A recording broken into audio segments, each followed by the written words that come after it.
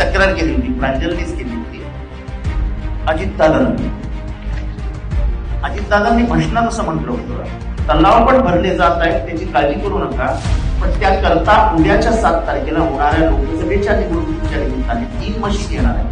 1, 2, 3 machine मध्ये आम्ही ज्याला विनंती करतो त्या महायुतीच्या उमेदवारावरून 2 नंबरचे नाव आहे, त्याच्या घड्याळाच्या चिन्हावरच्या बाजूचं बटन दाबाल तर जसे हर्षवर्धन व दत्ताभाऊने सांगितलंय तशा प्रकारे आम्ही दिल्लीमध्ये मोदी साहेबांची, अमित साहेबांशी म्हणून केंद्राचा पैसा आणू, राज्याचा पैसा मी एकनाथ शिंदे देवेंद्र देऊ, त्याबद्दल काळजी करू नका. त्याच्यानंतर ही तक्रार केल्यानंतर इलेक्शन कमिशनने त्याचं कॉग्निजन्स घेतलं आणि त्यांना सांगितलं या अनुषंगाने लक्ष खालील तरतुदीकडे करण्यात येत आहे.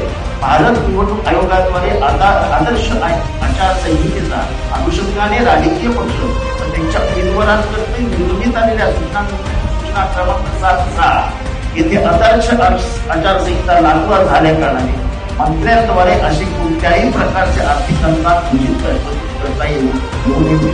तरी आपणास याद्वारे समजलेल्या येत आहे की वरून नमूद तरतुदीचा भंग झालेला आहे. आपली तरतूद अशा प्रकारचे होणार नाही याची दक्षता घ्यावी.